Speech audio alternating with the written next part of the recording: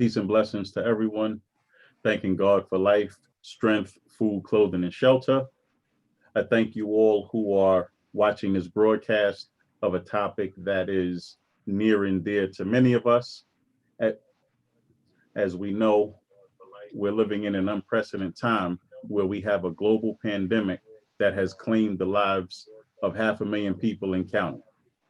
Where the strongest and the most secure of us are seeking solace in the face of the unknown. Yet, as the world is seeking comfort of each other, Black communities continue to face systematic killings, subtle and overt disenfranchisement, and continuous conscious minimizing of their collective voice.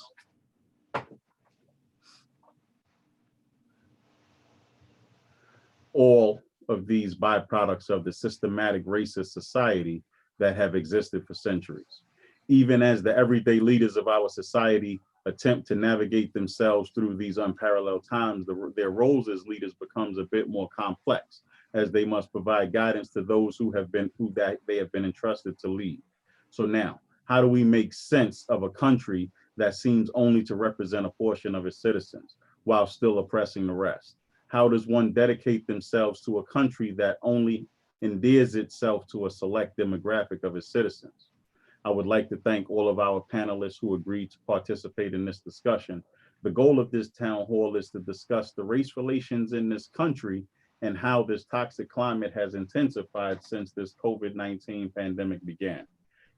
We would like to get a focused view on how social injustices of this country has affected the community leaders from different spectrums and the young minds that seek guidance from them. The panel contains 6 participants: an educator, a political analyst, a spiritual leader from the faith-based community, and 3 college students that have been impacted by their own educational, spiritual, and political communities. We have selected individuals to speak to these topics to explain how they provide comfort to those who seek their guidance. We selected the college students to express how they seek comfort and direction from those who currently inspire their respective communities. The educator was selected to speak to how the educational community can provide a balance between their responsibility as an educator of a municipal curriculum and the importance of teaching based on real life situations that their students face. We have selected someone from the faith-based community to discuss from a non-denominational point of view how they comfort their parishioners to continue to seek spiritual healing when current events and many authoritarians have reflected hatred and injustice. The political analyst was chosen to address the social issues in a volatile political climate and how a legislator should seek to address their constituents so their needs are properly addressed. They will address their recommendations on how their constituents can effectuate change in a democratic system that is slowly becoming more of a totalitarian society. The college students, our youth, will provide their views as tomorrow's leaders and motivational activists of viable options on how the educator, the spiritual leader, and the analyst may reach the younger generation to manage their conflicts and contradictions the conflicts and contradictions that they see in today's society. These college students will also speak to how these events have shaped their lives. The goal of this all is to obtain the guidance of the panelists to exhibit to our various communities how they can cope while still having our voices heard during these unprecedented times. We must prepare the youth for the future while enduring their present day reality. Our panelists include school principal, an educator with over 20 years experience building home and school partnerships, Ms. Lakeisha Williams. Spiritual leader and Brooklyn community activist, Pastor Gil Monrose. Mr. Jonathan Cummins, Master of Public Administration with extensive experience in cultural communications and politics. Chidera Udibiaba, college student at Columbia University, majoring in medicine, literature, and society. Lauren Thomas, college student at Cornell University, majoring in industrial and labor relations with minors in music and film. And Tasani Adan, college student at Adelphi University, majoring in political science. So we'll start off with our first question to Ms. Williams. So can you tell us, how did you feel when you heard about the killing of George Floyd? Um, I felt everything. I felt hurt. I felt anger. I felt disappointment, disgust, sadness. And as a mother of two young adult males, aged 24 and 28, it just broke my heart to hear him cry out for his mother in those last moments. Um, Again, I felt all types of emotions, but most importantly, just how can we still be in this place in the year of 2020? And it just fueled my desire that just the need to do more, to educate so many different people, not only the children of my elementary school, but just in terms of the community, just feeling that I need to do more to do my part to help to eradicate these senseless murders. Because oftentimes I've thought of, what would I have done had I lived, in the 17th or 18th centuries. And so when we think about the 21st century and what we're doing now, that tells what we would have been doing, all of those years ago. So again, I felt all types of emotions. Definitely my heart went out to his family, his children. But most importantly, just for me to know that there's so much more work that needs to be done and I need to do more.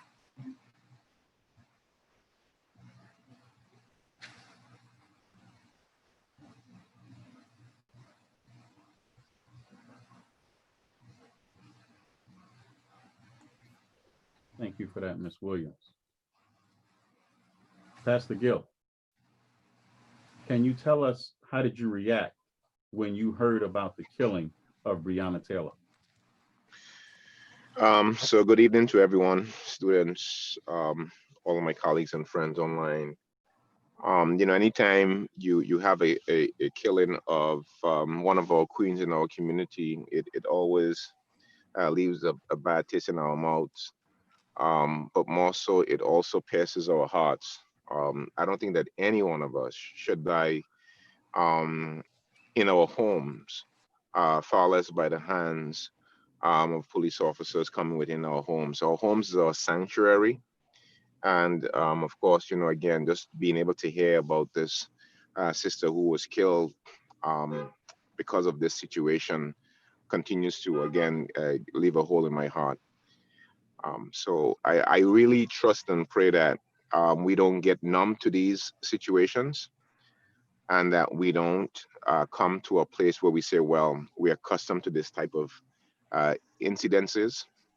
And I trust and pray that, as we move along, that we find a way to even heal from just the horror of seeing different people in our community being killed right before our very eyes, it seems like. So my prayer, of course, is to the family and to all the families in this time of being of mourning, and I trust and pray that we can heal somehow in our communities.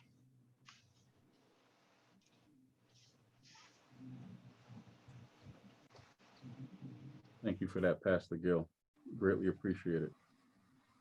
Mr. Cummings, can you express to us your emotions that you felt when you heard about the Ahmaud Arbery killing?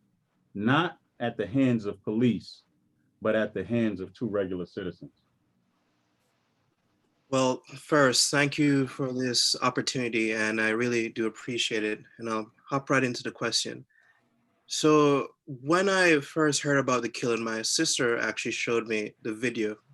I tried to sometimes put blinders on to a lot of things, but my sister really brought it to my attention. I felt confused, frustrated. I felt a great sense of irritation and anger. And after a while, I tried to collect myself. And I'll explain those emotions. I felt confused because, as you rightfully pointed out, these were two civilians that killed an unarmed Black man who was just jogging. right?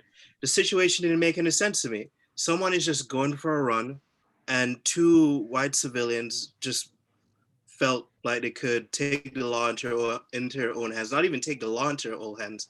Just they felt like they had the power to just kill someone, and they didn't have any remorse about it. So not only did that really reflect the racial inequities that are still present in the United States, but I just felt really just confused. I didn't understand what happened because the situation didn't make any sense. A man was just going for a run. It's not like he had a weapon. It's not like a fight happened. He was just jogging. So I felt really confused. And I felt frustrated, irritation, like a great sense of irritation and anger, not only because it highlighted the racial inequities, as I mentioned before, in the United States, but also with how the entire situation was handled. It took approximately 74 days after the killing, once the video was released, for the McMichaels, the two father and son, I believe, who did the killing. It took about 74 days. Would you believe that? And in my heart of hearts, I know for a fact that if the roles were reversed, and if this was in the same area, and if this was a white person randomly jogging and two black men shot a white person who was jogging and was caught on video, I knew it wouldn't take 74 days to get them arrested. So that gave me a sense of frustration and anger. And I'll get to the part now where I've told myself I need to be calm and collected, or do my best to be calm and collected. And it's not because I've become numb to these issues that have been consistently going on. Police brutality is nothing that's new in the United States, but now with the advancement of social media and video, we get to see it a lot more. People internationally see it a lot more. And now it means that we have to pay attention to a lot of these things. It's in our face a lot more.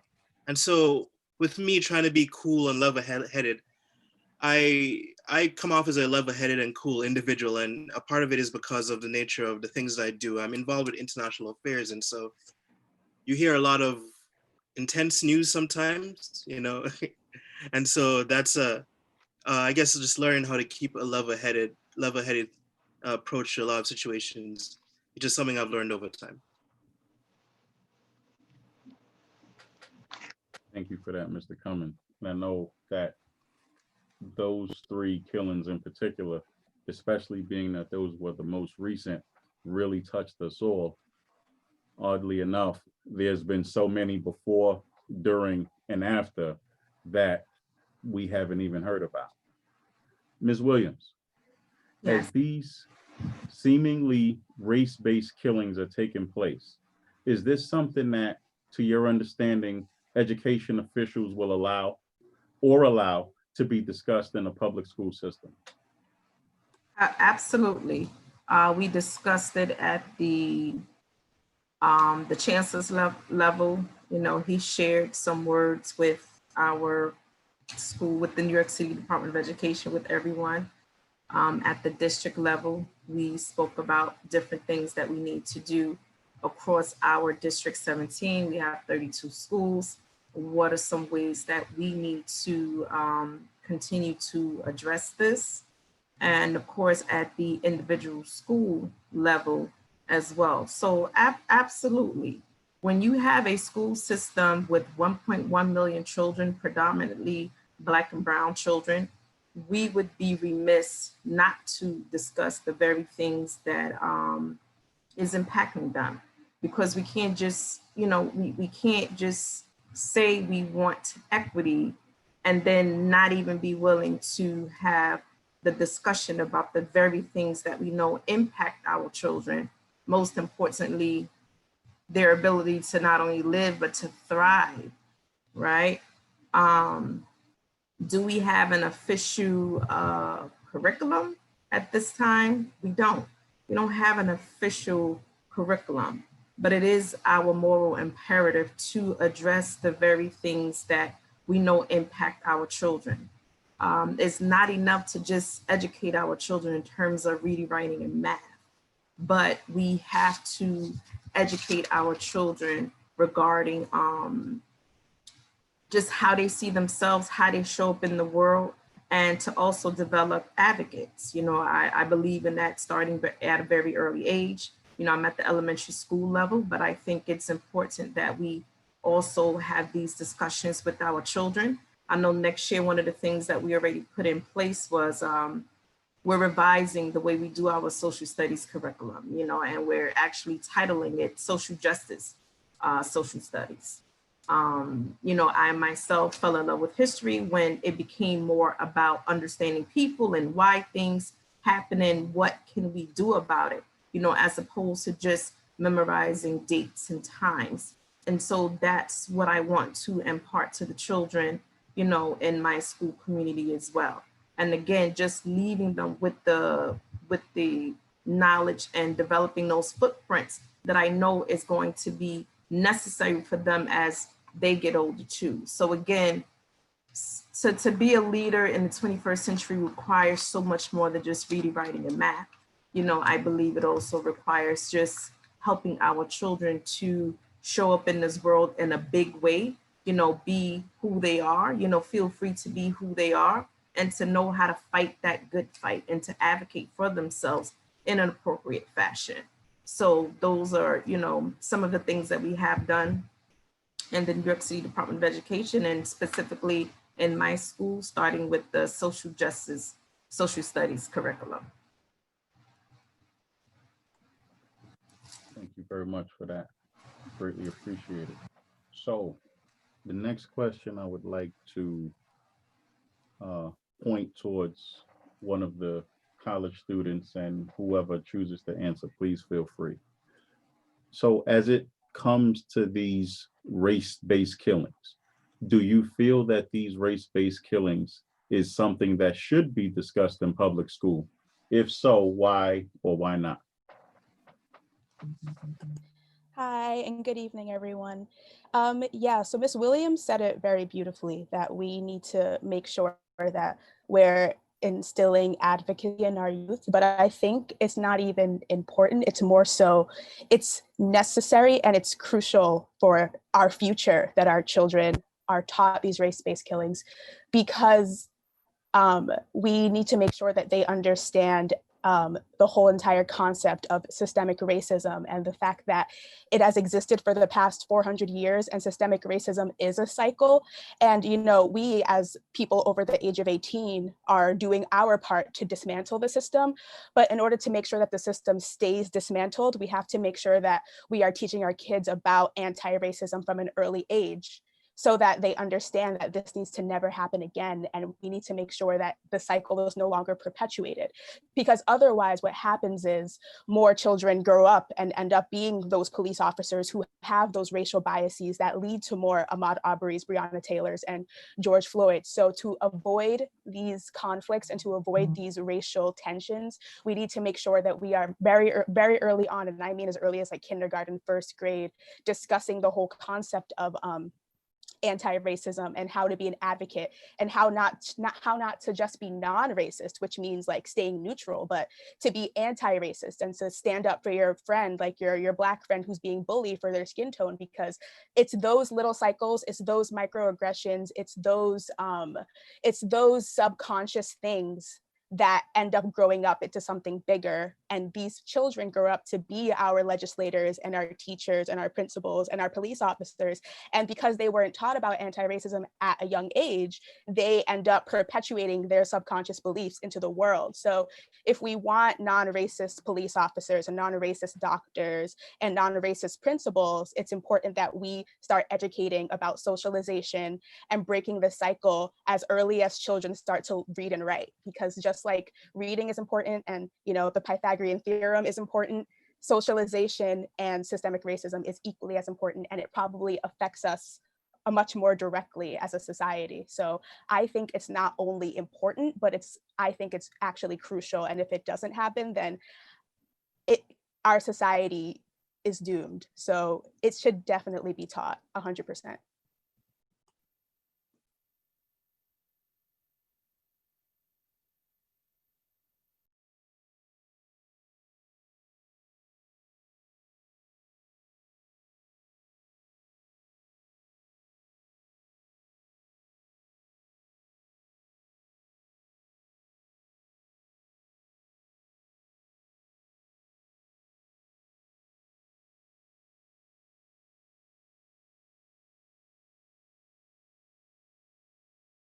Mr. Dan, I believe you're on mute. My apologies. So, Pastor Gill, what was the climate like in your place of worship after Dylan Ruth went into the church and murdered those churchgoers? Was this something that you discussed in your church? Oh yeah, definitely. One thing that will not be a shortage of responses from definitely what's coming from the pulpit in my church for sure. We have a social responsibility, and pulling from the roots of Yeshua, Jesus, one of the things that is clear when he read from the Torah is the action items in which he touched upon. And those action items are specific to the poor that's among us, looking at the injustices of our communities and the systems, and making sure that we could respond in a very moral way, but also prophetically speaking. So with Dylan Ruth, one of the things that we looked at is for many years, I think the people have looked at the church community or the Christian community sometimes being quick to forgive. But forgiveness is a very powerful piece and tool. So one thing that we talked about, and one thing that I want to make clear is that even if you forgive someone, it doesn't mean that they can't do life in jail or receive the death penalty. And what we have talked about, and the mood was, it is for us very a chilling effect to see that you can have someone walk into a house of worship, primarily a Black church, with people who are defenseless, people who are praying, and something can happen so tragically at such a beautiful place. So of course, people are conflicted in the role of where was God, in the role of the protection of God, in the secret places or the sacred places of worship. And so our conversation is always that God is always present. He is always here. And by the grace of God, it didn't happen to the ones who are actually alive. Like, it could have happened in any church. So God's grace is still shown even in the midst of calamity and chaos. So our conversation again, and the mood in our church was, we're thankful to God. We want justice. And at the same time, we did not feel that if anybody wanted to say that they have forgiven the young man, that they didn't have the right to say so. Because the God of justice requires punishment. And again, we pay for the sins in which we commit. So you can still have forgiveness, and people can still pay for the crime that they commit. Thank you for that, Pastor. And we're probably going to circle back to that question. Speaking from a political standpoint, Mr. Cummings, why do you believe it's so hard to get arrests and convictions when these instances of police brutality or other types of killings, as in the case of Trayvon Martin, why is it so hard to get arrests and convictions? What's your professional thought? So I think what it is that we live in a system that, yes, is definitely impacted by racial inequality, but we're also impacted, which is what we need to sometimes look at, is that we're also impacted by our power dynamics. Because if you think about it, when the country was founded, the people who had the power, the people who were allowed to vote, were white, wealthy, landowning men, right? Women weren't even allowed to vote. And slaves in the South, they had the 3/5 compromise, right? So what was it? Every 3 slaves were counted, every 3 out of 5 slaves were counted as 1 vote. So if you think about it in the terms of politics and power, people who are in power try to protect their own and try to keep power for themselves. The system is set up to try and help and maintain power. Now, look at using other examples beyond police officers. Look at someone as wealthy and powerful as Jeffrey Epstein, right? So Jeffrey Epstein, if anyone has watched that documentary on Netflix, I believe it's called Surviving Epstein. So Jeffrey Epstein, a very wealthy man, a very powerful man, had mistreated, raped, had a sex trafficking ring for years. And people actually tried to come forward and report it to the police stations, the police officers.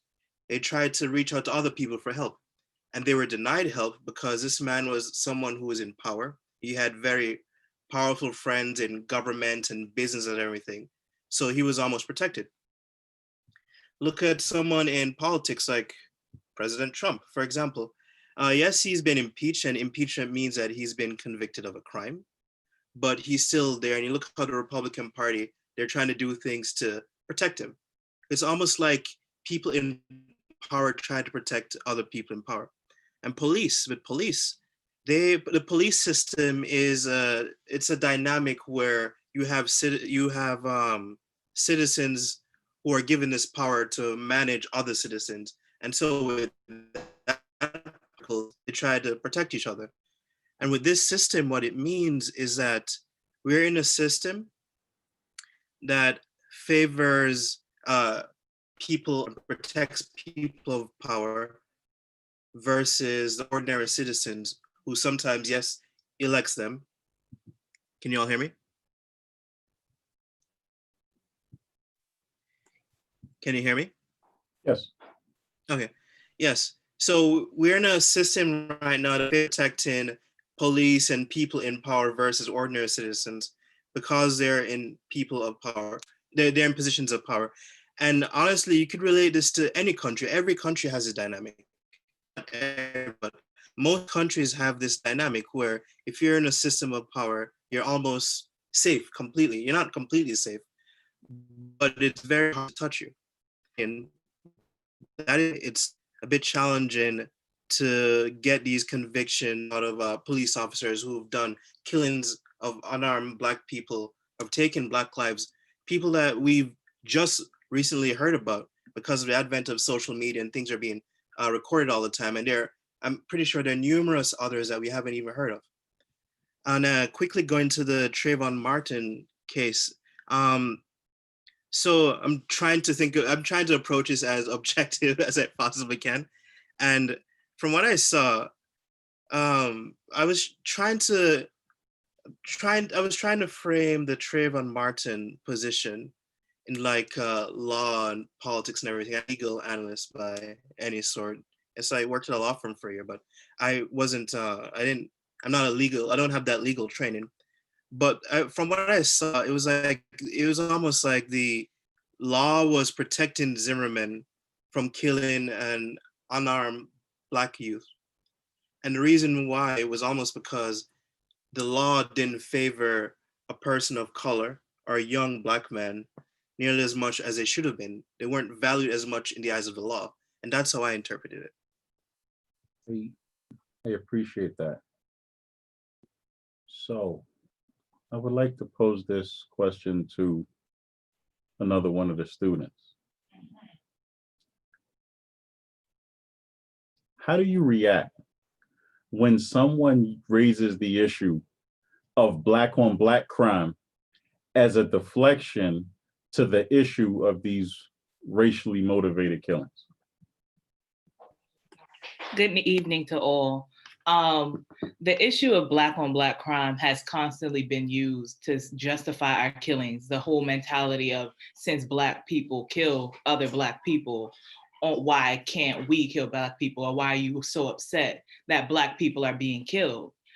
But that is not, the whole entire issue is almost demonized, not even almost, it demonizes Black people, as if Black people are the only people who kill within their race, as if it's something that is diminishing of our humanity. So why won't everyone else continue to diminish from our humanity? Like, it presents Black people as savage and barbaric. And the idea that because of that, we deserve an apathetic approach to our pain and to our death. But nobody else receives that. When you have school shootings or when you have white serial killers, nobody tries to justify, well, maybe not nobody, but there's no mass justification of the death of other people when they're being killed by someone else. There's just like such a lack of empathy for Black people that it just basically allows us to lack that human dignity that we deserve. While Black on Black crime, it happens, and there's going to be, because as a result of just the systems that we are discussing, just the way that systematic racism plays into police brutality, systematic racism plays into Black on Black crime because of the poor conditions which are reserved for Black people. So we can't use this as a justification, or especially when we're talking about something so much bigger. Black people aren't killing Black people for their race. Black people kill Black people for whatever reason that it may happen. And there are so many times in which it can be addressed. So it shouldn't be reserved for conversations on police brutality, or reserved for times when Black people are killed by white supremacists, because there are so many times where it can be addressed, and it should not, our lives when taken by other people shouldn't be minimized just because of these issues of Black people being killed by other Black people, considering that's just not it's not just Black people killing other Black people do that too. And it often has to do with proximity and those who you're around, because crime happens within the communities in which people exist. So it shouldn't be that Black on Black crime is some sort of justification for our death by the hands of other people. Thank you, and I appreciate that. You know what it is that actually brings to thought this whole issue of, if you think about the mob wars that happened in Boston amongst the Irish, and the mob wars, the mafia wars that happened all throughout Brooklyn amongst the Italians. At no point were those labeled as white on white crime. What it was crime based on the socioeconomic issues that those people were facing, same as what happens in these, quote, instances of Black on Black crime today.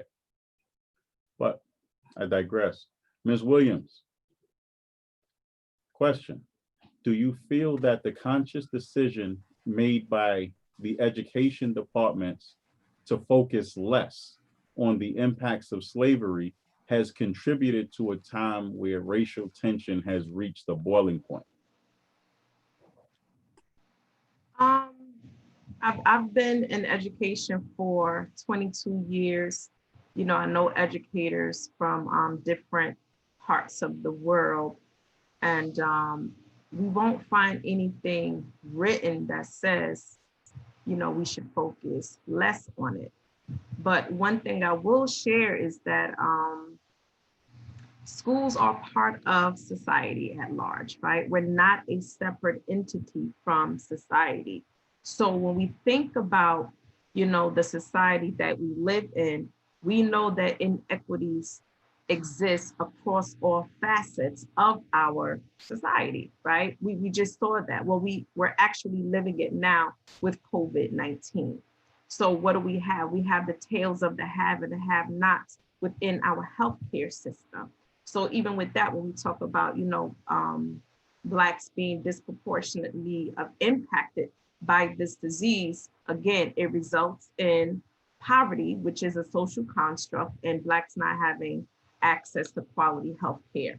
When we think about the housing market, once again, redlining, not allowing the veterans who came back from the war to purchase property, like all of these things, when we talk about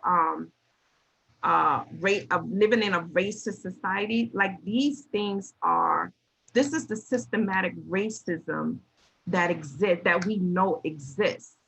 We talk about schools, that's jobs, the job market, same thing, like we know these things. So when we get to schools are not on an island. Like we are a reflection of the society in which we live in.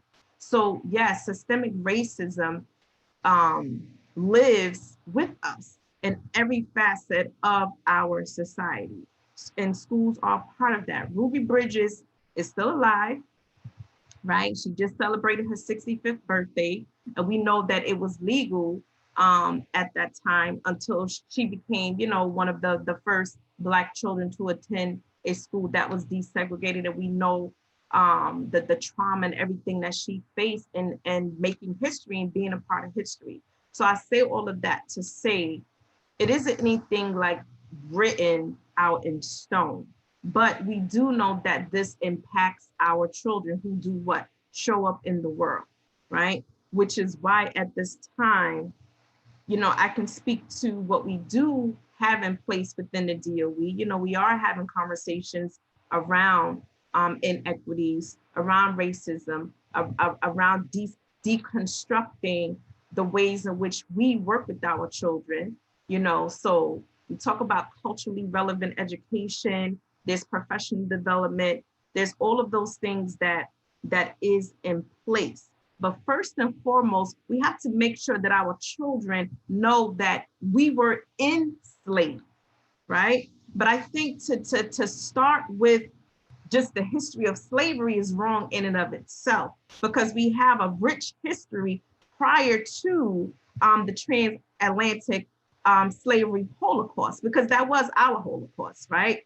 But we were thriving prior to that. So our history does not begin on Plymouth Rock, so to speak, right? It didn't begin with the Africans who were brought to North America and, you know, just many different places throughout the Americas. So that's first and foremost. Do we have a long way to go? Absolutely. But these conversations are being had. And I do think from an educational perspective, we have to do more with the direct curriculum that addresses this, because whether we like it or not, people have to be trained, including educators, because again, schools are not a separate island. Our school system reflects the society that we live in. So if you happen to have a social justice principles such as myself, then these are the things that I discuss, you know, with my staff. I even shared with one of my teachers one time, this is year 2 for me. I just completed my 2nd year in my school. And, you know, when it's new, we have to come together and gel together. But I'm so serious about the work that we do for our children. I share with one of my teachers, do not call school safety on a child, on a Black boy. Because you calling school safety is the equivalent of someone calling the police on a Black man. So we're not going to do that. We're not going to perpetuate those myths. We're going to work with our children to find out, you know, what's going on so we could properly support our children. So that just goes to show you how serious I am about this work, right? And how thoughtful I am about the day-to-day decisions that we make to ensure that we are not a part of perpetuating these myths that we know exist. Because it's that mindset that people take out into the world, you know, and we have the unjust killings that we have because people are still moving and grooving in that manner. So again, just in closing, we're not separate, which is why community leadership is so very, very important to me, because we have to come together as one community to ensure that we're educating our children and our families as well, so that we can show up and take our rightful place in our society. Thank you so much for that, Ms. Williams.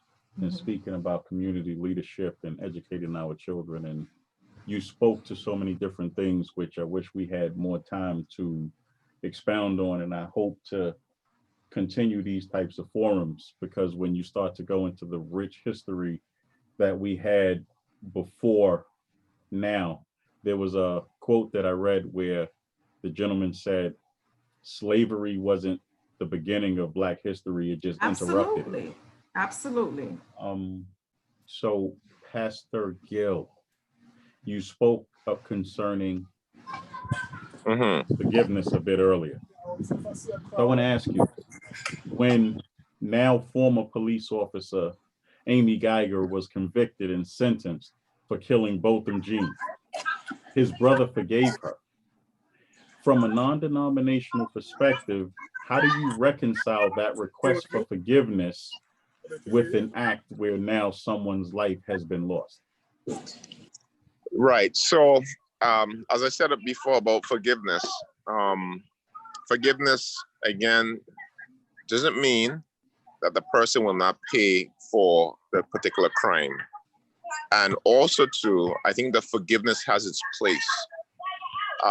With the situation with Botham Jean, as a matter of fact, he's from St. Lucia, and I've been, and I worked with the family while he came to New York as well.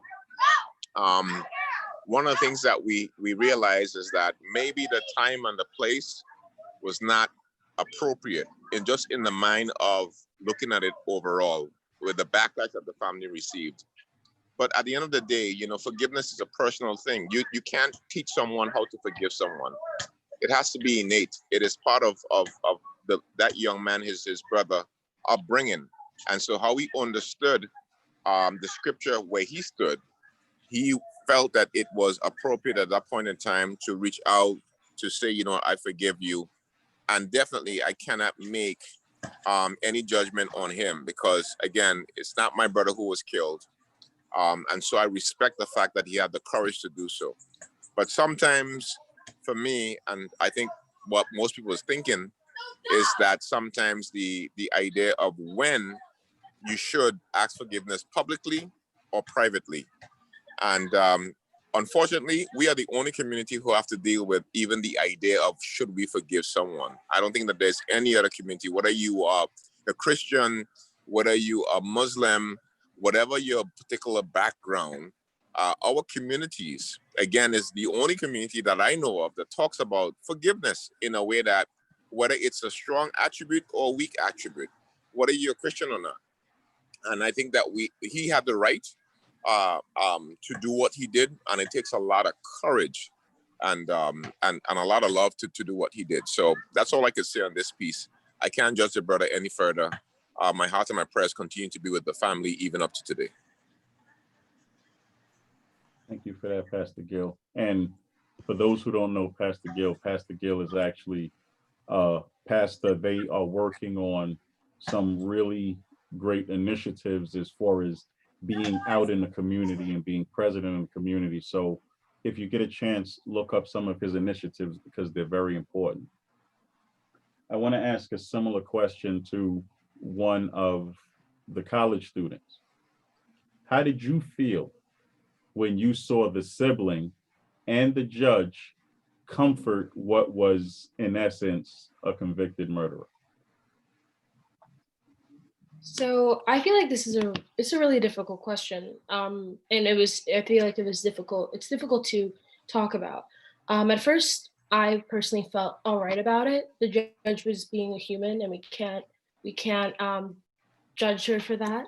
But then I had to wonder if she would have done the same if it were a woman that was Black or a Black man.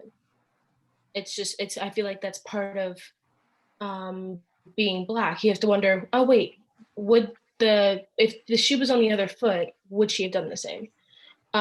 We've never seen a judge do something like that. So why now is my question.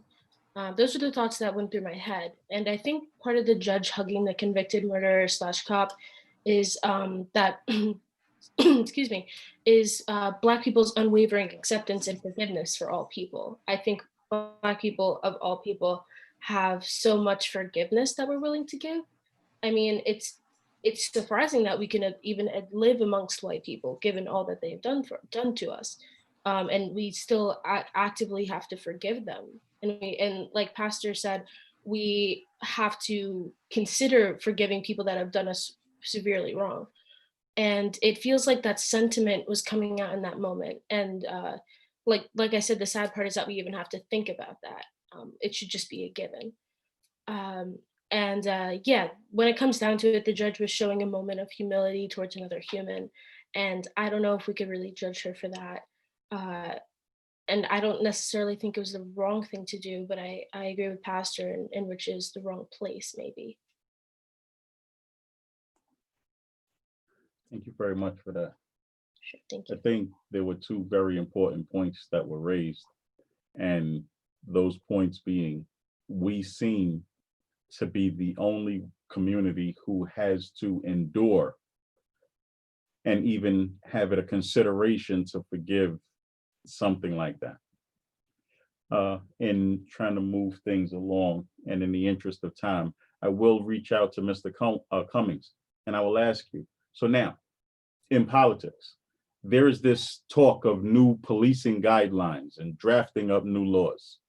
I ask you, is it really necessary to draft new laws when there are already certain rules and regulations in place to address things like police brutality along with the increased penalties that have been established for hate crimes. All right, thank you. So when we discuss police reform, we need to focus on what that really means, right?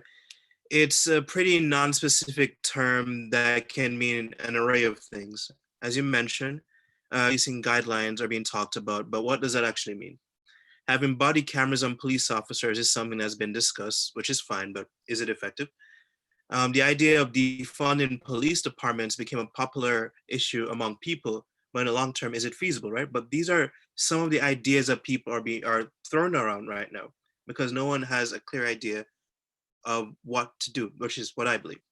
But to your point about if it's necessary to draft new rules and regulations and coming up with new policies for police and departments, I think it's absolutely necessary. And the reason why is because with the thinking and the time that we're at right now in history is one of the best times to advocate for these changes.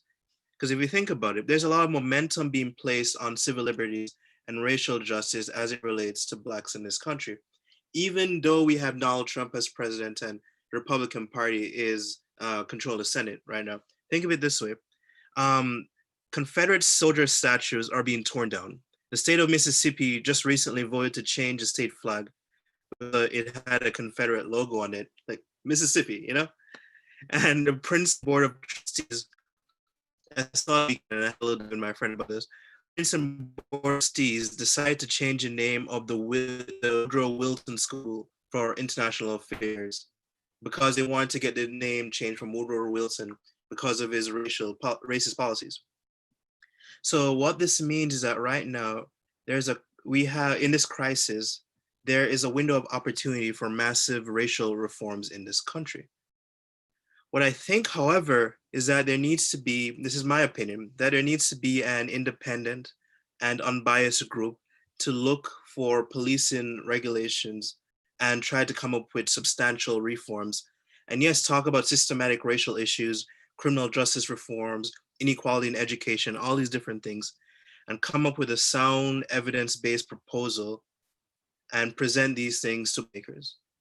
Because what I see that's happening in Congress and whatever right now is that it's almost like they're trying to put a Band-Aid on, it's a Band-Aid on the issue to try and just give a quick fix to police brutality or police reform.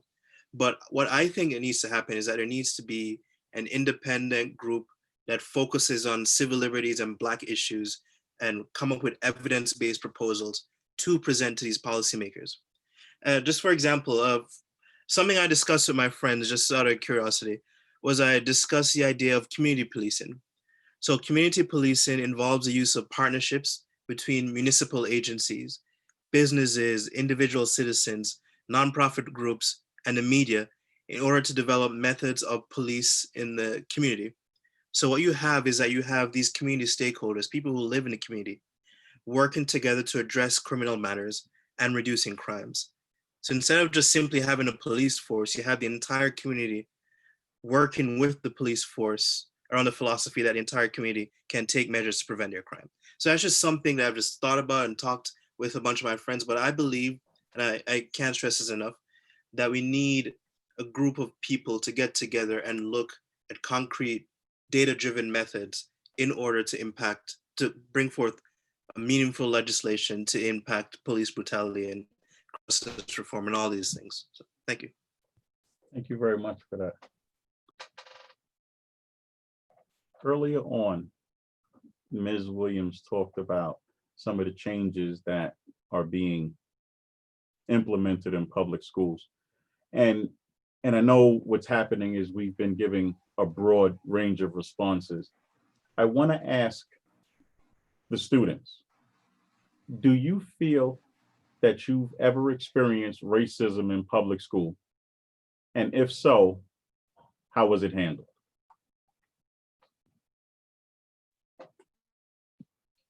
Good evening again. So moving from Brooklyn, New York to Long Island, one of the first experiences that I remember vividly was coming into class one morning and having the N-word written on my desk. So I informed the teacher, and he had all these janitors come in. They removed my desk. I had to move my seat. And there was such a great embarrassment that I felt for having like almost like inconvenienced people for saying someone felt comfortable enough to write a racial epithet on my desk. So I texted both of my parents because I wanted them to know. I took a picture of it, understanding that when I came in, a lot of people talked about how a lot of these racist issues were swept under the rug, which is very common in predominantly white communities where you have very small populations of Black people. So I informed them. And the first thing that when administration finally called me to try to discuss what happened, the first thing that they said to me was, why did, well, not why, but they asked, oh, so I see you called your parents, as if because I brought my parents into the situation, now they couldn't sweep it under the rug like they wanted to. So even then they talked to me, there was never really concern about how I felt about the situation. It was always like, well, do you know who would do this? As if I was being interrogated. So then they went on to ask other students who had classes in that same classroom. And the students would say, oh, no, I didn't do it. And they took their word for it. There was no further pressing. There was just, oh, we'll take your word for it. As if somebody would admit to something like that, obviously seeing that there will be consequences for it. And this is not even the first, like there's been other instances that I haven't experienced, but been involved with other Black students who call into administration and talked about a racist issue. And a lot of these administrators did nothing, or they coddled the student who did it and didn't really allow for the consequences that they needed, which allows people to continue these behaviors because they know that they don't have to face consequences. And they also don't address students who witness something like this happening, witness racist actions, and just are complicit in it and don't decide to speak out against it. And especially also with this administration, there's been many times where they don't care enough to see the identity of individual Black students. The other two panelists, Lauren and Jadera, we all went to the same high school. And we've been constantly confused as the same person on various occasions. And you have schools where they can make the difference between twins, but they can't make the difference between distinct Black students. They immediately want to resort to getting the security guards, who were all former cops, to come and deal with situations with Black and brown students. The environment, which is not uncommon, coddles white students when they do wrong and allows them to have second chances. But the same Black students, they're shipped off to another school because of their disciplinary problems, or because of maybe the grades that they get, and because they believe, oh, if we take these things into consideration, this will ruin our own reputation.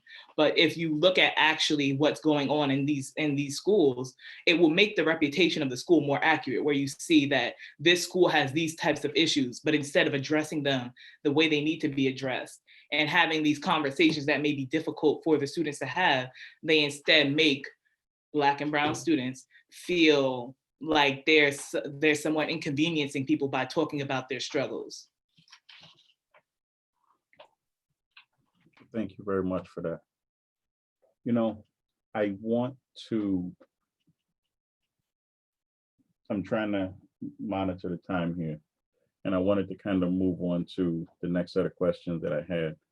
But what I really want to do is I want to just ask Ms. Williams her opinion. I want to ask her to briefly give me her opinion on what was just exhibited by Tasania Dunn. As you were speaking, Tasania, once again, just those ill feelings, I just felt it in my stomach. And I think, as I shared earlier, schools are a reflection of society. We're not a separate entity. And we see the work that needs to be done, within our communities. And so then, unfortunately, it stands to reason that we would have to do that same work in our school systems as well. And, I was thinking about just myself and being a principal, and how my children respond to me, and the importance of representation. So I am just so honored to be on a panel with our future leaders, because we need you. Our children need to see more people who not only look like them, but more people who are willing to fight the good fight for them. Because when my children see me, they see themselves. And that's so profound, to see a Black woman with locks, you know, who show up every day in style. And I have to say that because my children notice that about me, right? But to have someone that they feel is one with them is just so profound, you know. And it's so unfortunate that the three of you had to experience that, you know, at the hands of educators, people who are supposed to know better, you know. And again, it's very unfortunate, but it's more so the reason why it is imperative that we do what needs to be done for ourselves. And I had said this before in, you know, one of my other events with Mr. Don, right? That who are we waiting for? We can't wait for anyone to come and save us. We have to save us. So we have to show up in the school systems to dismantle status quo. We have to show up in the hospitals as the doctors and the nurses to dismantle status quo. We have to show up as the lawyers, as the judges, as the police officers. Like, we have to continue to infiltrate the system and use the power, that our collective power that we know we have across the many different facets of our community, and demand change. Like, we're not asking for it, right? We have to demand the change that we know is necessary for all of us. You know, when people keep saying all lives matter, it should. But right now, Black lives don't matter. And so that's the 2020 version of the civil rights movement that we're embarked on right now. So I thank you for that, Ms. Williams, because oddly enough, you took my whole next segment and introduced it. However, before I go to that, I just want to kind of discuss a couple of different things. So I want to say, you talked about the future leaders. So Shadera, college student at Columbia University majoring in medicine. Please don't let anyone minimize that. Lauren, Cornell University, industrial and labor relations. Do not allow anyone to minimize that. Tasania, student at Adelphi University majoring in political science. Please do not allow anyone to minimize that, because those things are very important. And before I go into the discussion about Black Lives Matter, I want to ask Pastor Gill, and I know you guys can't see it, but he had up the God Squad event that he does and that he promotes. And I wish that was something that you could see on the screen, but we will try to get that information out. But Pastor Gill, does your congregation discuss voting?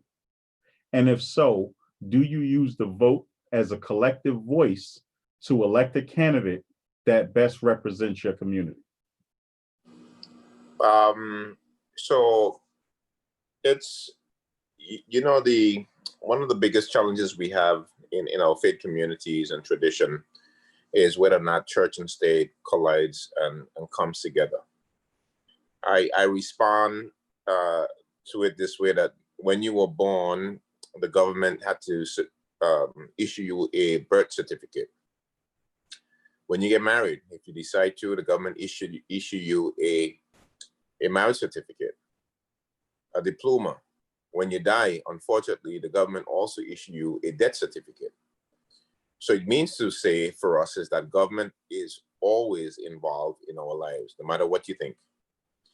So since we, as the faith community and clergy, since we deal with people and politicians deal with policy, we have to push politicians to make the right policy that affects our people. So by default, what I say to my local congregation and to anyone who would listen to me is that we must vote. It is definitely biblical because Jesus, even though he was not a politician, everything that he did had political implications. So when you have to shake or when you have to talk about reform, as we see right now in terms of the protesting that is happening in New York City, in East Flatbush, we have led about 3 protests, march, talking about laws that needs to be changed, reform that needs to be done. So in these type of terms, we have to be prophetic, but we also have to be practical.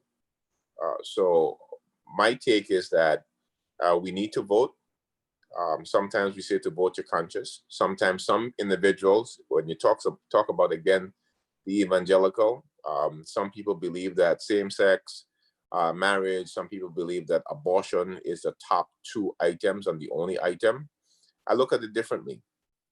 If you are going to fight for a baby not to be killed in the womb, then we should also fight for them to not be killed in the womb of America when they grow up.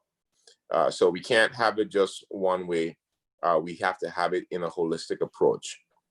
So from our standpoint and from my standpoint, I do think that the church needs to be involved in politics because, again, politicians make policy. Policy affects our people. And we as clergy are called to people. And therefore, we have to make sure that the policy that they pass is really the right policy for our people. Thank you, Pastor, for that. Greatly appreciate it. And I'm going to ask one of the students. So I'm not asking you who you're going to vote for in November, because I know this may be some of your first times or first or second election. Not asking who you're going to vote for, but I do want to know what are some of the things that will influence your decision on who you will vote for. Yeah, thank you for this question. I think this question is very relevant and pressing because as we all know, this election is probably one of the most important elections that we've ever been faced with, like in the history of the United States, at least as long as I've been alive. And most likely a lot of you guys too on the panel. So for me, what's really important for me and what I would look for in a candidate is a surefire, distinct, definitive plan to help and uplift the Black community long term. Because most of you guys have probably heard about this, but a few weeks ago on a radio show, Joe Biden was asked what he wanted to do, what he was going to do to help uplift the Black community. And he said, if you're not going to vote for me, if you're trying to vote for Trump, you're not Black. And that upset me, and it upset a lot of members of the Black community, because what that is saying is that you are entitled to the Black vote because you are a Democrat. And therefore you don't have to provide the Black community with a plan as you would any other human being. Like, if you want the Black vote, you have to work for it. You're not entitled to it. It's not a given. And even Donald Trump at one point had told Black people to vote for him because what do you have to lose? So this is really how people in political power view us. They view us as desperate people in need of anyone willing to help us, and therefore our vote is a given. So for me, a requirement is that you have an outlined plan. You acknowledge systemic racism and you are intentionally undoing it with actual legislations, with the people who you put into judicial power and the people who you put into the people, his branch and the rest of the executive branch. I'd like to see representation there as well. So just to reiterate one more time, I think it's so important that if we are looking to vote for somebody, that they have actually done the work to earn our vote. And if they don't, then we press them for it, because otherwise we could have, even if they are a Democrat and they do on paper, or they do say that they stand with the Black community, that could all be puppet work. Once they actually get into office, they could say that to get our vote, but then once they get there, they don't do any actual intentional change. So in order to avoid that, I want the person who I vote for and the person who I give my vote to, because they're not taking my vote, they earn my vote. So the person who I choose to give my vote to, once they earn it, is somebody who is intentionally outlining steps that they are going to take once in power in order to uplift the Black community socially, politically, and economically. So yeah. Thank you for that, Chidera. Mm-hmm. So one of the things that I want to touch on, I want to have a quick conversation about the Black Lives Matter movement before I ask each of the panelists for their final thoughts. And again, just being cognizant of time. One of the things that I do want to mention, however, is Pastor Gill spoke about church and government. I think it was interesting that the Constitution is supposed to be separate from church and state, but recently they allowed government funding to be given for religious institutions, which is something that they had moved away from a long time ago. But when Pastor Gill spoke about church and state, I sat on a call today with 200 community leaders. And the purpose of that call, which is one of the things that Pastor Gill represents, is the Center of Excellence for Faith-Based Partnerships to End Youth Violence. The reason that I think that that's important is because I have a strong knowledge and understanding of God, as I'm sure other people do as well. Our understanding of God should lead us to understand that we need to do more for our people and fight less about what our differences are, because our main focus should be our people, because that's one of the things that our strength in God or our understanding of God will teach. So I'm going to ask Mr. Cummings, if you could just give us a brief understanding of using the momentum of the Black Lives Matter movement. How can young people outside of voting promote change within local legislation? Thank you for that question, and thank you for all the answers I've heard so far from all the panelists. It's been wonderful and insightful. I really appreciate it. And so outside of voting, since this is a political or social issue, you mentioned legislation. So my instinct is to say get involved with politics. And that doesn't necessarily mean running for office. It could entail getting involved with nonprofits or civil service organizations that seek to advance the legislations of people of color, like the NAACP, the Color of Change, the ACLU, or even an action campaign, which I'll talk a little bit about in a sense. Protesting is definitely a way, and it brings awareness to an issue, and sometimes it can badger an elected official enough for them to want to take action. But the thing with protesting is that what I see is that there needs to be a message behind it and an aim behind it. So with these protests that are happening right now, the goal is to bring more attention to police brutality and racial inequality in the United States. And it has a focus behind it, and it's gotten a lot of attention. So with the next point now is to get the piece of legislation through. And I think the best way, honestly, is to get the legislation through is to badger elected officials or get people that represent the community's interest in positions of power. Because, if you look at some of the politicians who are currently there, it's almost like it's not in their best interest to advocate for people of color or racial equality. And I'm not saying, well, by that I mean, if you think about it this way, a congressman from rural Kentucky who represents a rural white base, it's almost like, why should he care for racial justice, right? His base is white. He's a part of a certain political party, even in a Democrat or Republican, right? Forget the political party, right? His base and his stakeholders may not care as much as a congressperson who represents people of color in New York City or Philadelphia, because the value systems of the constituencies are different. Now, I'm not saying that we should just give up completely on politics. What I think is that right now, with the time that we're in, this is the best time to try and get people of color involved with politics, people who actually have the best interests of the community involved with politics, people who have a proven track record with standing up for racial justice or wanting to advance legislation involved with politics. And yes, I talk about politics every so often.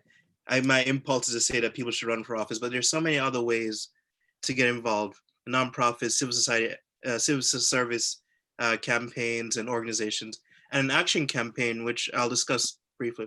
So an action campaign, the goal of an action campaign is to raise awareness of an issue with a collective group of people and to try to change the mind of a stakeholder, someone in power, a legislator, a policymaker, and so on and so forth. I'm actually working with a couple of friends of mine. We're working on this campaign called #TheWorldIsWatching. And so the purpose of this campaign is to bring international attention to the Black Lives Matter movements and the protests happening throughout the United States. And what we've done is that we've gotten people from South Africa, Nigeria, all these different countries. In London, people are protesting. In Italy, they're protesting. And we're trying to bring awareness of these protests, like global protests, and bring it towards the United Nations. And so that's our action campaign that we're working on. And the idea is to try and put it in the hands of decision makers or UN officials, high up UN officials, so that they pay more attention to the protests that are happening in the United States, and take this as a call to action that the UN should criticize it, the UN should say something about it. So that's an action campaign that I'm just using as an example that I'm working on. But I believe that a lot of young people, like I said, outside of voting, there are many ways for us to get involved. Mr. Cummins, I'm sorry to cut you. What I want to do is I want to try to, in the interest of time, I just want to kind of grab Pastor Gill for a final thought, because I know he has another call that he has to get on, and I greatly appreciate his time, especially on such short notice. So as a final thought, Pastor Gill, what do you say to a parishioner that approaches you and says, I know God doesn't want us to hate, but how do I deal with a person who shows that they hate me? Right. It is like what Dr. King said. You have to hate the person. You have to hate the deed that the person does without hating the person. So it is a fine line, and we make no excuse for hating individuals. You can hate the deed of individuals. You can stay away from people, but it doesn't mean that you have to hate them in particular. There are some people that is not good for us, not good for our community. And as I said before, even in the idea of forgiveness, you can forgive someone, but that doesn't mean that they shouldn't do the time in jail or be punished or penalized. And so you have to really figure out a fine line between hating the deed that a person does, but not hating the person as an individual. Some people, you're sick to the stomach when you think about what they have done to humanity, what they have done to a particular person. But when you look at humanity overall, we can't be so bitter with humanity that we hate individuals sometimes for no apparent reason. So my message is actually clear. Even on the flip side, that Jesus said, Yeshua said that, when man shall do all manner of evil against you, he said, rejoice greatly.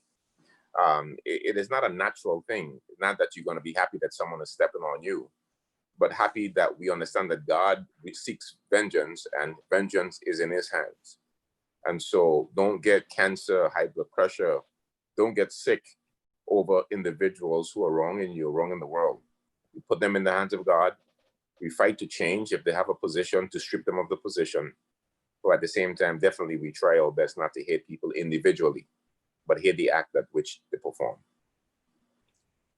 Thank you very much, Pastor. I greatly appreciate your time. And as you see, I was in 3 different locations in an hour. So we thank God. Thank everyone. I just want to say that the young people on this call. Amazing, refreshing, and thank you for sharing the thoughts with us. We work sometimes so hard, and we don't know that what beauty that we have come in our community, where the news is only focusing, of course, on the few minority who's causing the major of the havoc. So blessings to all of them, to Ms. Williams, to you, to Mr. Cummins, and everyone else. God blessings to all of you. Thank you so much, Pastor. Thank you. And as we're wrapping up, so I'm going to start with Ms. Williams for your final thought. And I ask you, so what do you say to your student that comes to you and says, Miss Williams, with your fashionable dress and all, I am scared because I do not want to end up like George Floyd or Breonna Taylor? I'll share this, like my honest thoughts, which is what will go through my mind, but this is not, this first part is not what I would say to the young child, because I work with elementary school age children. But in all honesty, I am afraid. I'm afraid for them, because I'm afraid that the world, I know that the world at large does not see our children the way I see our children. You know, the way we see our children that's here. You know, it's far too many people in the world who look at them in a negative, very negative manner, and again, who would think nothing less than to take their life away from them. So I too am afraid. However, that doesn't stop me from showing up and doing what I feel needs to be done. And when I think about our children and what makes the difference, like how do we get the Tasanias and the Shadiras and the Laurens of the world? How do we get that? How do we work with our children from a very early age so that they, you know, grow up and they're able to give back to the world in such a big way as our panelists are? And so when I think about myself, when I think about my own biological children, it's love. Children need to be loved. They need to be loved. They need to feel that love. And the mind is a powerful thing. So I do believe that when we love our children and we give them that hope, that yields confidence. And when our children feel confident in themselves, they can and they will do anything that we set before them. So now I put my educator's hat on, right? And so what I would say to the child, and I have said this to my children, I say it over and over again, you are loved. You are loved. Your family loves you, you know, from your parents, grandparents, extended family.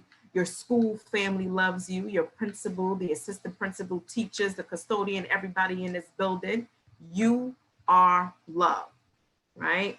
And you have so many people that's behind you every step of the way. And we are here fighting for you. We're here to help you live out your best life and live up to your highest potential in whatever areas that may be, whatever it is you want to do. That's our job in your life, to show up and be there for you and make sure that you can and you will be the best at whatever it is you decide to do. You are powerful beyond measure. I tell my children that all the time, as often as I can. You are powerful beyond measure. From the top of your head to the bottom of your feet, everything about you is special. Everything about you is magical. You are somebody. You are special. You are loved. And you matter to so many people. And don't you ever forget that. And always know that we are here to support you in any way that we can. That's my message to my children, as often as I possibly can share that message with them. Thank you for that, Ms. Williams. So I will, before I call on Mr. Cummings for a final thought, I do want to say to our three young college students, I know you guys don't realize the impact that you may have on people. I think from hearing from Ms. Williams, Mr. Cummings, and also Pastor Gill. And I wish that you could see some of the comments that are in this chat that I'm looking at on YouTube to show how much of an inspiration you all are. I don't think Moses knew how great he was when he was doing the job that God told him to do, because he was just doing the job that God told him to do. So as a final thought, no more than 2 minutes for each comment. I'm gonna ask Mr. Cummings for his final thought, and then I'm gonna ask each of the 3 students for theirs. So, Mr. Cummings, there has been many reports of voter intimidation, uncounted ballots, voter fraud in many of the primary elections during this COVID-19 pandemic. With the racial tension so high, and most of it surrounding this president, what precautions should be put in place to ensure that there are no issues for November 2020 election? Precautions that should be or will be, because I'm not sure if this administration is going to try and put a lot or if any precautions in place. But I think what it will take is for it to occur on a state by state level. Now, states like New York have been racing to make accommodations for voting by mail, which I really appreciate, especially in the time of this pandemic. A lot of people are still uncomfortable with going outside, and in certain states like Florida and Texas, there has been a massive spike in coronavirus, and still we're in the first wave of COVID-19. We're not even in the second wave yet, which should happen in the fall. But then you see states like Oklahoma that are making it a little difficult to vote. They're fighting to keep a law that requires that absentee ballots be notarized. So I think that it'll happen on a state by state level. I don't think that there'll be much action from the federal government in this particular administration to make it easier to vote, but that shouldn't stop people. We should still come out to the ballot box. If we have the opportunity to mail in ballots, we should. And one thing that I recently found out is that some states, depending on their government or their administration, is on the state level, might also just update their voting locations, maybe sometimes at the last minute, to make it a little challenging for people to vote. And that's just very unfortunate.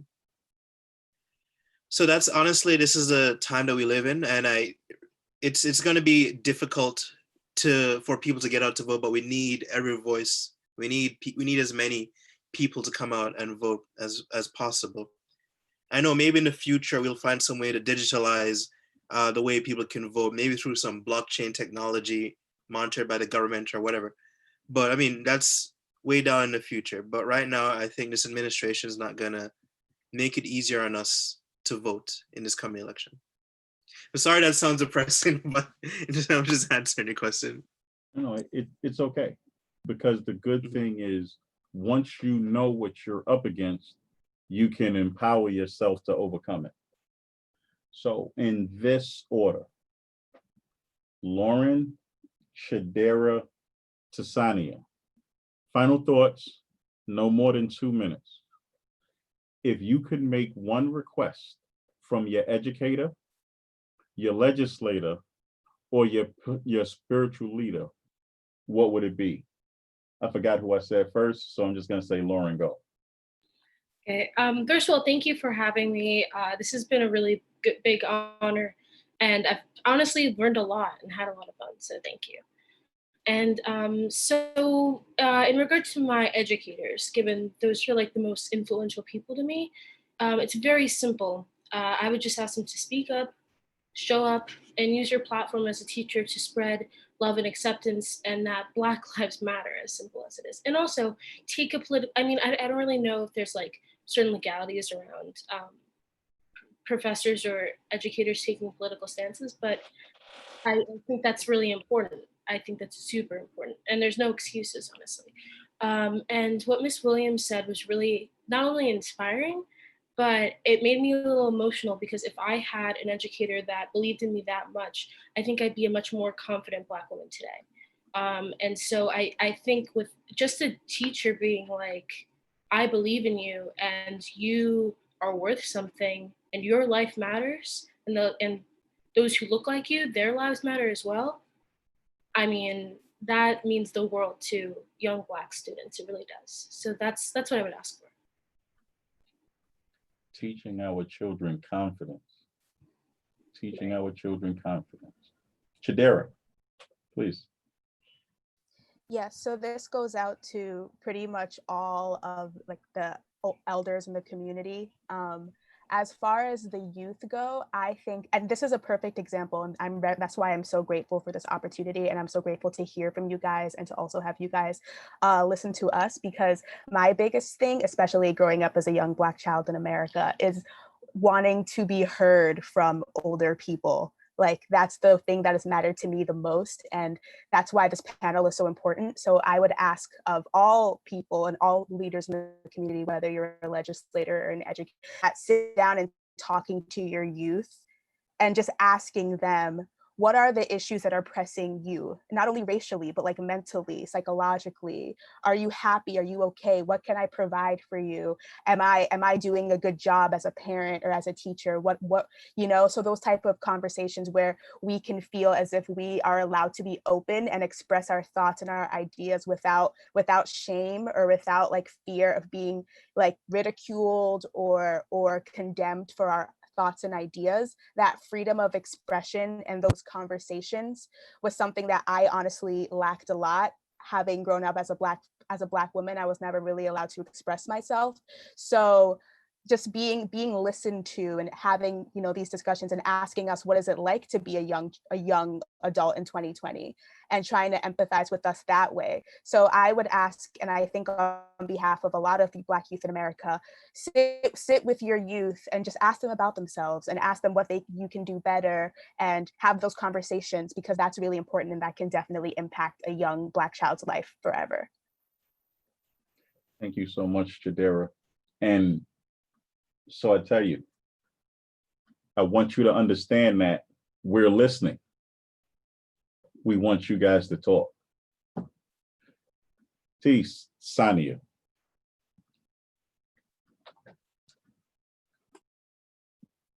Again, I want to say that I'm very grateful to be able to have this opportunity. And like both Lauren and Chidera said, it's just about legislators, spiritual leaders, educators. There's such great importance in investing in Black youth. There was a quote by Martin Luther King, I'm just going to paraphrase it, where it basically says, Black people are often viewed to be in the rear when we're really the headlights of where this nation goes.